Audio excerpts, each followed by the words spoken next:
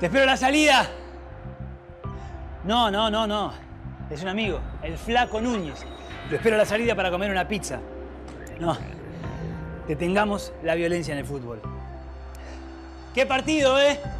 ¡Qué jugador, ¿no? Fijá. ¿Alcanzará para que salgamos campeones?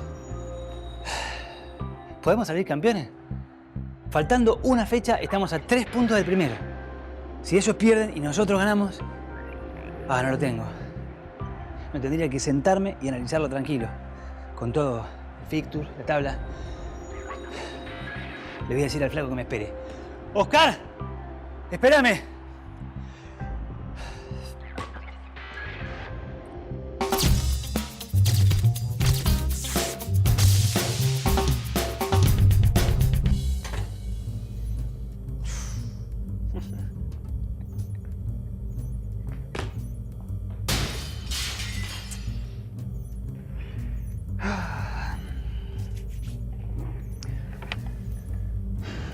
A ver.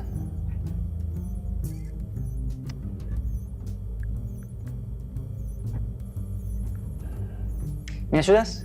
Desde ya, dame los datos. Toma nota y abrí la tabla de posiciones. Descosidos. Nosotros tenemos 33 puntos. El que va primero, Rotos, tiene 36 puntos. Y Remendado, que va segundo, tiene 35 puntos. En la próxima fecha juegan Remendados contra Rotos.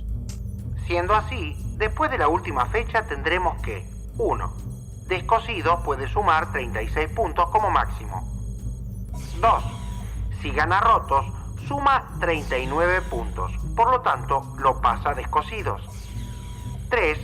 Si gana Remendados, suma 38 puntos. Por lo tanto, lo pasa a Descosidos.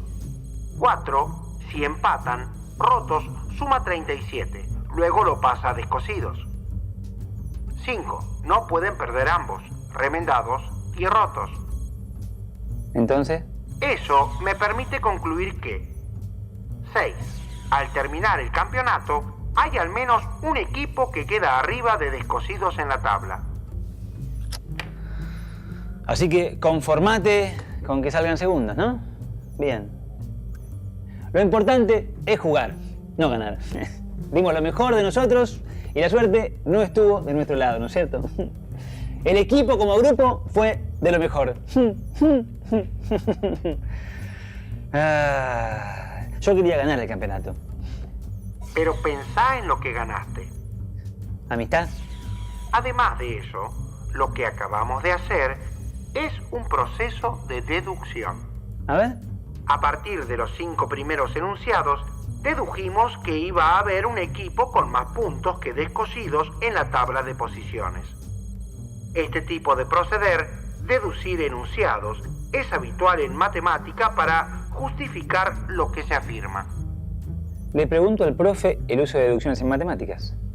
Buena idea. Profesor, necesito su ayuda. Ya escuché.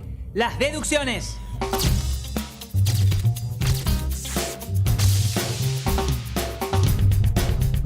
La deducción es un tipo de razonamiento que hacemos los seres humanos que nos asegura que si partimos de algo verdadero, tenemos garantizado que lo que concluimos es verdadero. Claro que si partimos de algo falso, lo que concluimos puede ser falso o verdadero. Lo que nunca ocurre si el razonamiento es deductivo es que partiendo de algo verdadero se llegue a algo falso. La lógica se ocupa de ver cuáles de los razonamientos que usamos los seres humanos son deductivos y cuáles no. Aunque no sepamos lógica, igual nosotros utilizamos cotidianamente la misma, al igual que otros razonamientos que no son deductivos. En matemática se comienza definiendo ciertos objetos y enunciando unas pocas propiedades y relaciones que cumplen esos objetos.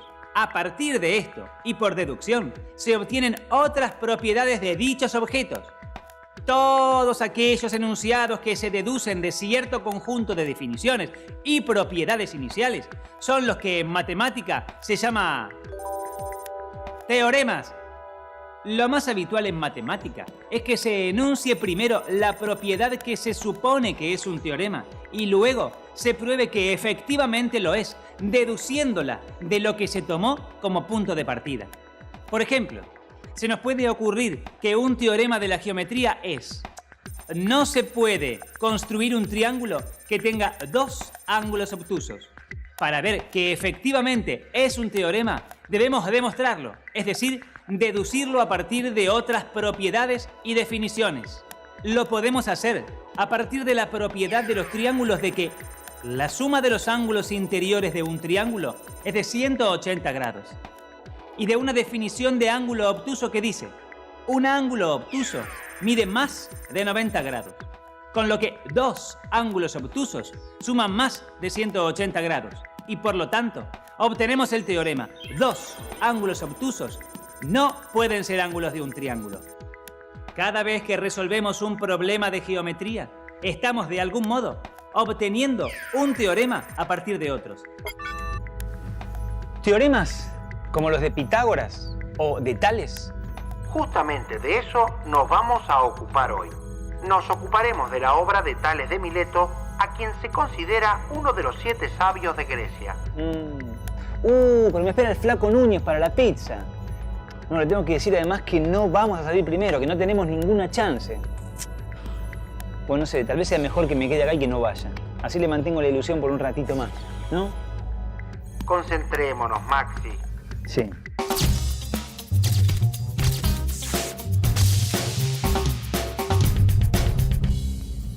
Te cuento. La matemática de nuestros días tiene una larguísima historia. Egipto y Grecia fueron dos de las cunas más importantes del conocimiento matemático. Nuestro tema nos permite un viaje al pasado y nos remonta hasta el siglo VI a.C. en la Grecia antigua. Por aquella época aparecen dos personajes, Tales de Mileto y Pitágoras de Samos, a los que se atribuyen los primeros aportes matemáticos del período. Muchos de los conocimientos desarrollados por los griegos alrededor del siglo VI a.C. se atribuyen a Tales. No tenemos elementos históricos suficientes para determinar cuántos y cuáles descubrimientos de los que se le atribuyen fueron efectivamente realizados por este filósofo, pues de hecho no existe ningún registro directo de algo escrito por Tales. En esa época, los habitantes griegos de las costas del Mediterráneo comerciaban con los pueblos de Egipto y la Mesopotamia. Esto seguramente facilitó el contacto de las culturas egipcia y babilónica con la griega. Al parecer, Tales aprendió la matemática antigua en sus viajes a esos valles. Pero, ¿quién fue Tales de Mileto? Pregúntale al profesor. Pensé que... Profe, ¿quién fue Tales de Mileto? Un tal Tales. Estamos siempre en sintonía para los buenos chascarrillos. Tales. Ay, Maxilín. Apenas un juego de palabras.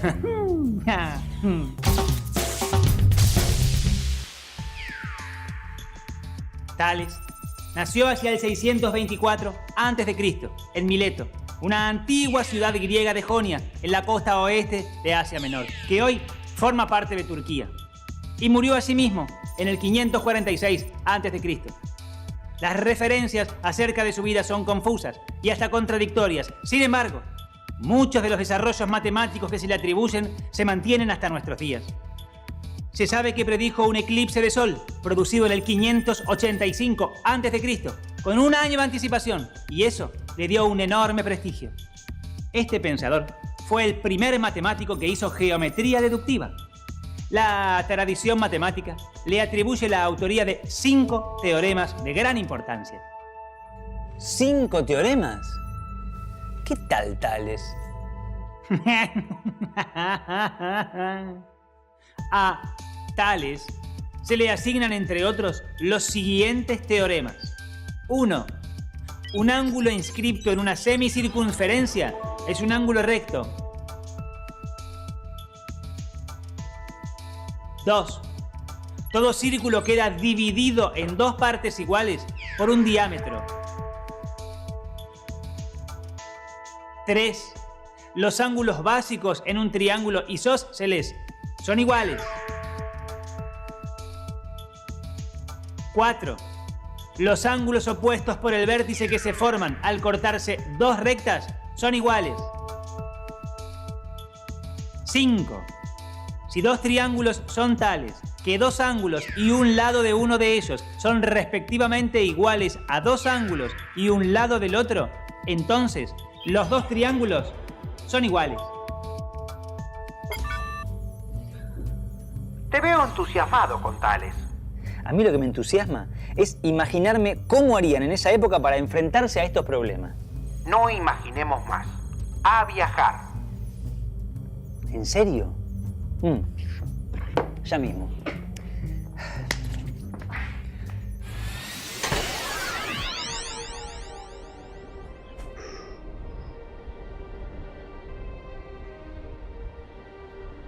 Disculpe. ¿Usted no es Tales? Tales de Mileto. Pero en este momento no puedo ayudarlo. Si sigue en esa dirección, va a encontrar un oasis. Ah, no, me quedo con usted. Acabo de tomar un mate. ¿Mate? Sí. Caramba, jamás había oído hablar de esa bebida. Ah, sí. Hay tanto por conocer. Pero déjeme seguir, por favor. ¿Qué está haciendo? Intento medir la altura de la gran pirámide de Gizeh. ¡Oh! ¡Qué antigua que luce ya, eh! Claro, estamos en el siglo V a.C. Ya tiene 15 siglos la pirámide. Usted y yo debemos hablar. Maneja información desconocida para mí. Sí, algo manejo. Pero concentrémonos, don Tales, como dice un amigo mío. Sí. Si yo mido el largo de su sombra, en el momento exacto en el cual la sombra de una persona es igual a su propia altura, voy a obtener así la altura de la pirámide. Claro, mirá, está bien, ¿eh? Sí. Y usted Sí. me va a ser de gran ayuda. Por favor, Sí. parece Sí. aquí, justo Sí. aquí. Ah. Eso es. Veamos su sombra. Tales. Un momentito, por favor. Sí. Perfecto. A ver. Don Aquí. Tales. Sí. ¡Tales! Un momentito, por favor. Lo miro así. Tengo aquí algo justo, creo que... Don Tales, yo me tengo que ir. Después nos vemos.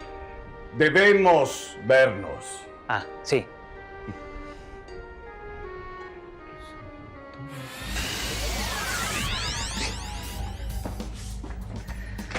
Genial.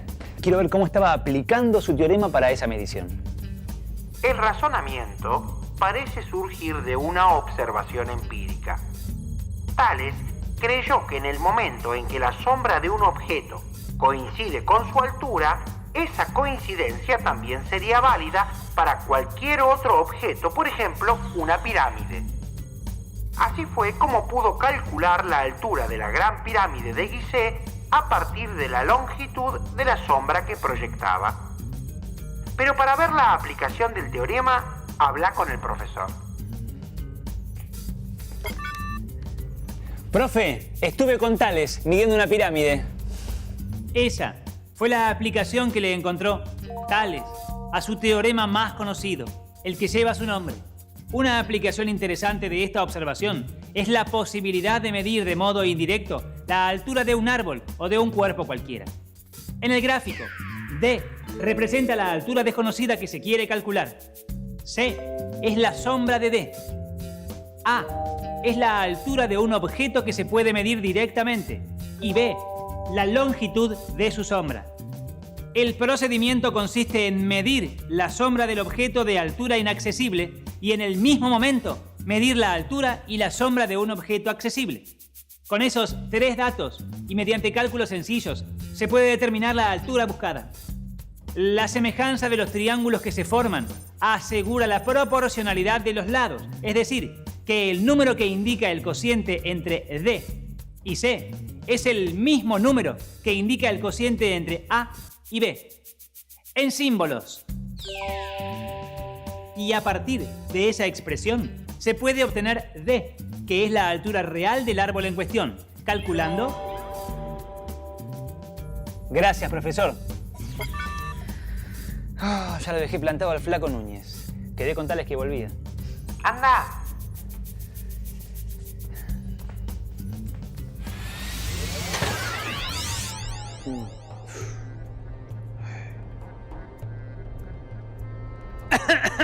Pero mi amigo... mi amigo, justo cuando lo necesito. Para servirlo, Tales. Sí. Bien, voy a medir la distancia que hay desde ese barco hasta la orilla y para eso necesito de su ayuda. Bigote para arriba. ¿Perdón? Dale, dale. Bien, a ver, párese por allí, por favor. Vaya, debe pararse exactamente en el lugar donde pueda ver al barco con un ángulo de 90 grados. Sí. Mientras tanto, yo me voy a parar aquí, que tengo una visión de 45 grados. Ah. Y lo que voy a hacer ahora es tomar la distancia entre nosotros dos. Sí. Aguárdeme, por favor. Veamos. Sí. Le dejo una marca, Tales, porque yo me tengo que ir yendo. ¿Eh? Sí, es un minutito, por favor. No se me mueva de ahí, por Ahí está, favor, ahí está. amigo. Sí. Es esa. A ver, bien. Sí. Siempre tan apurado. ¿Qué me... Sí. Después nos vemos, ¿eh? Hasta luego. Recuerde, debemos vernos. Sí, sí.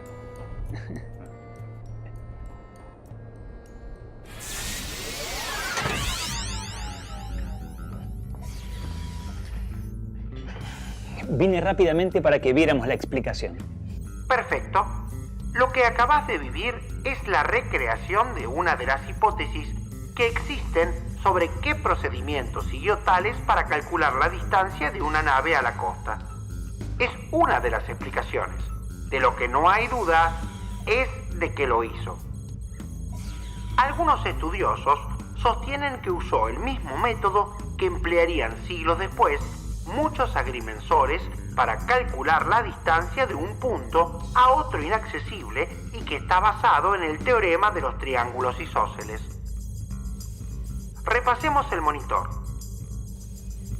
En este caso, para calcular la distancia de un barco a la costa, dos observadores se colocan de manera que uno de ellos ve el barco con un ángulo de 90 grados con relación a la línea de la costa y el otro observador lo ve con un ángulo de 45 grados.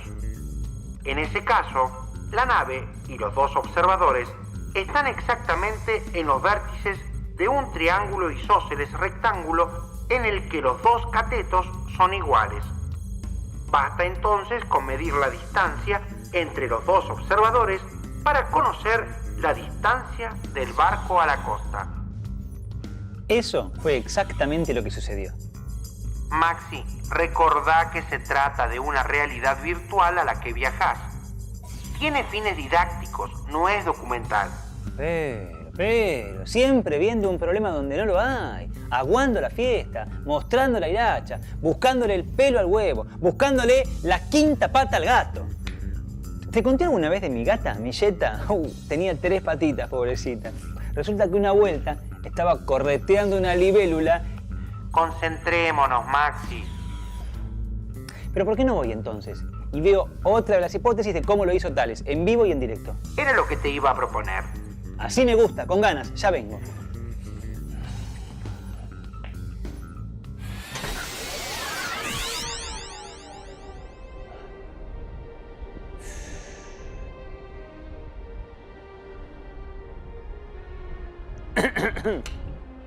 Pero, amigo, del conocimiento y las costumbres extrañas. Llega justo a tiempo para ver cómo hago para medir la distancia a la que está aquella nave. Todo lo que tengo que hacer es tomar esta escuadra de madera y ubicarla de manera tal que uno de los listones quede en posición vertical con respecto al mar y el otro en posición horizontal. ¿Comprendes? Sí. Ahora miro y por donde pasa mi mirada con respecto al listón horizontal, marco una intersección. Eso es. Ahora, ¡a medir! Sí. Yo me tengo que ir. ¿Eh? No. Sí. ¿Cómo que se va a ir ahora? Sí. Pero, amigo, antes de irse tiene que explicarme quién es usted. Sí. Es un tanto complicado, Tales.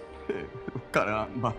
Bueno, de todas maneras, tengo que decirle que fue un verdadero placer haber compartido junto a usted estos momentos únicos. No.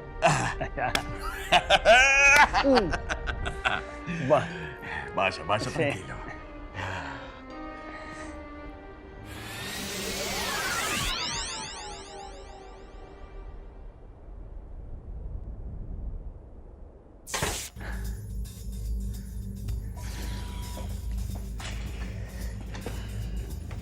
¿Vemos en el monitor cómo fue? Lo que viviste recién es la suposición que es considerada la más probable acerca del método usado por Tales para averiguar la distancia de la nave. Si la nave se encontraba en un lugar P, Tales se habría subido a una torre QB de altura conocida ubicada en la costa a la orilla del mar, con una escuadra formada por 2 listones de madera en ángulo recto. Parado en lo alto de la torre, habría colocado uno de los listones BA en dirección vertical y el otro listón horizontal hacia el mar. Desde A, habría lanzado una visual hacia el barco, la que determina un punto C en su intersección con el listón horizontal. Conocidas las longitudes de AB, AQ y BC, la semejanza de los triángulos ABC y AQP permite calcular la longitud de QP, que es la distancia buscada. Finalmente, se tiene que AB sobre AQ es igual a BC sobre QP, y por lo tanto, QP es igual a AQ por BC sobre AB. Este es el teorema que se conoce como el teorema de Tales. Es un caso de aplicación de ese teorema. Pediré al profesor que te cuente. Profesor, Teorema de Tales, ¿no? teorema de Tales.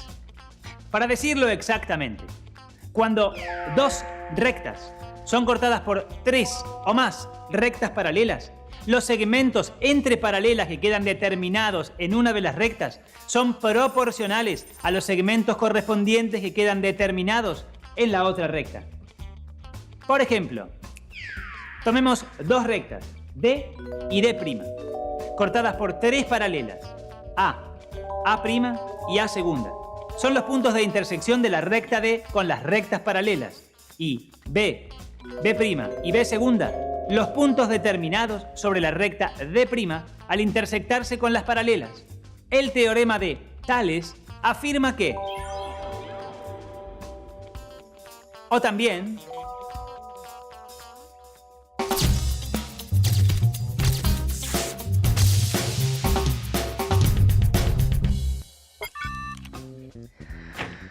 Hoy ha sido un gran día. No cualquiera ayuda a Tales en sus mediciones. Pudiste pasar de lo empírico a lo teórico y pudiste ver planteada la idea de demostración. La geometría de Tales marca el inicio de la geometría como una auténtica ciencia que es como la concebimos hoy en día. Lo digo otra vez. ¿Qué tal Tales? Hoy conocimos el trabajo de Tales de Mileto. Supimos que la geometría griega surgió íntimamente ligada a la egipcia y en menor grado a la babilónica. Estas eran esencialmente prácticas y se orientaban al cálculo de magnitudes en agrimensura o arquitectura. Con la aparición de Tales se va dando un paso de lo empírico a lo teórico, a la vez que se plantea la idea de demostración que en un principio es experimental, basada fundamentalmente en la simetría, la visualización y la superposición. En sus comienzos, estas demostraciones son más convincentes que rigurosas, pero no menos valiosas por este detalle. La geometría de Tales marca, por lo tanto, el inicio de la geometría como una auténtica ciencia que es como la concebimos hoy en día. La carencia en el rigor que se le atribuye puede quedar en un segundo plano, por sus aportes, que son el punto de partida de la transformación de la matemática experimental hacia la matemática como ciencia deductiva.